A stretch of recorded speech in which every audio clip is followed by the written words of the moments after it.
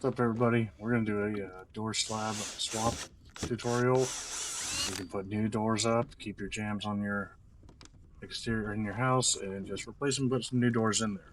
You're going to start by removing all your exterior hardware, like this little stopper thing. See me prying off there. Then you're going to line up your strike side with one side of your new door, and keep your new door on underneath it. That way you can draw your lines and all that.